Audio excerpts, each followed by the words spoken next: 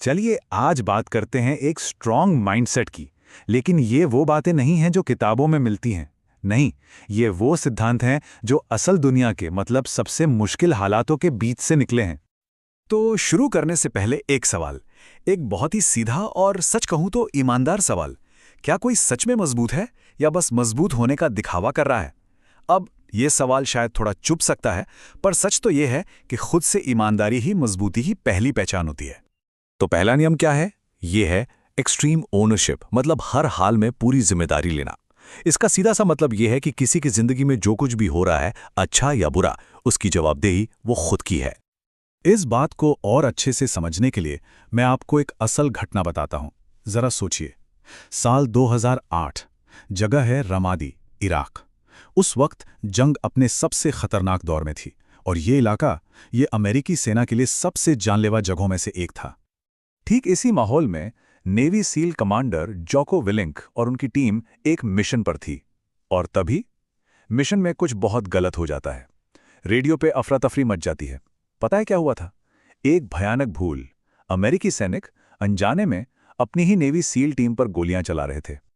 अब जब इस मामले की जांच हुई तो कमांडर विलिंक ने अपने सीनियर्स के सामने जो कहा वो हैरान करने वाला था।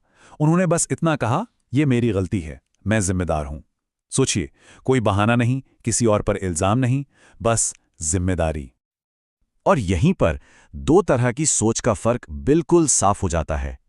एक तरफ है इल्जाम लगाने वाली सोच, जो बस बहाने बनाती है, और जहां बहाने शुरू होते हैं वहां तरक्की रुक जाती है।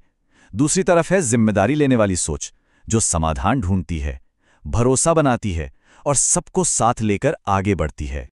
तो इस कहानी से सीखने वाली सबसे जरूरी बात क्या है? यही कि जहां इल्जाम शुरू होता है, तरक्की वहीं खत्म हो जाती है। देखिए, किसी की भी जिंदगी के जो हालात हैं, वो किस्मत या दूसरों की वजह से नहीं है।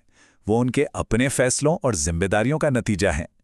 जिस पल कोई दूसरों को दोष देना बंद कर देता है ना, ठीक उसी पल उसकी जिंदगी का कंट्रोल उसके अपने हाथ में आ जाता है। अच्छा, तो ये तो हुई जिम्मेदारी की बात। अब देखते हैं कि यही जिम्मेदारी कैसे एक असरदार लीडरशिप की शक्ल लेती है।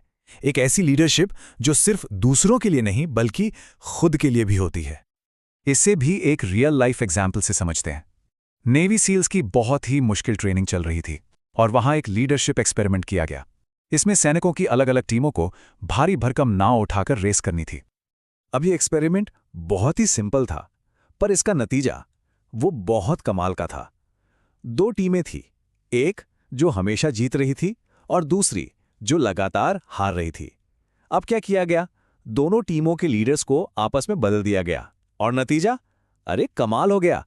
जो टीम लगातार हार रही थी ना, उसने नया लीडर आते ही अगली ही रेस जीत ली। इस एक एक्सपेरिमेंट ने एक बहुत बड़ा सच सामने लाकर रख दिया, जो आज लीडरशिप का एक गोल्डन रूल माना जाता है। खराब टीमें नहीं होती, सिर्फ खराब लीडर होते हैं। ठीक है, तो सवाल ये उठता है कि ये बात हमारे लिए क्यों जरूरी है? क्योंकि हर इंसान अपनी जिंदगी का सीईओ होता है ना? जिंदगी को एक कंपनी की तरह देखिए। सेहत, रिश्ते, करियर, ये सब आपके अलग अलग डिपार्टमेंट है। अब सोचिए, अगर किसी सीईओ की कंपनी अच्छा नहीं कर रही, तो क्या वो मार्केट को या अपने एम्प्लॉयज को दोष देता रहेगा? नहीं, वो जिम्मेदारी लेगा। बिल्कुल वैसे ही अगर जिंदगी में आदतें खराब हैं या लक्ष्य पूरे नहीं हो रहे हैं, तो माहौल या हालात को दोष देना बंद करना होगा। एक सीईओ की तरह जिम्मेदारी लेनी पड़ेगी, प्लान बनाना होगा और उस पर काम करना होगा। तो अब आते हैं उस सबसे बड़ी रुकावट पर, वो अंदर की दीवार जो हमें जिम्मेदारी लेने और लीडर बनने से रोकती है। और वो क्या है? वो है हमारा ईगो, हमारा अहंकार। अच्छा, जब हम ईगो की बात करते हैं तो ज्यादातर लोग सोचते हैं घमंड, पर नहीं। इसका सबसे खतरनाक रूप पता है क्या है? वो है हमारे अंदर की वो आवाज जो कहती है, अरे कल से करेंगे, या अभी सही टाइम नहीं है। ये परफेक्शनिज्म और टालम टोल का बहाना है जो हमें कोई भी काम शुरू ही नहीं करने देता। तो यहां पर दो रास्ते हैं, एक ईगो का, दूसरा अनुशासन का। ईगो कहता है मैं कल से शुरू करूंगा जब सब कुछ परफेक्ट होगा, लेकिन अनुशासन क्या कहता है? मैं अभी शुरू करूंगा। ईगो बस सोचता रहता है, देरी करता है, जबकि अनुशासन वो बस रोज रोज काम करता है। एक बात याद रखिए, मजबूत लोग परफेक्ट नहीं होते, सच तो ये है कि वो बोरिंग होते हैं। वो हर रोज एक ही बेसिक काम को बार बार दोहराते हैं।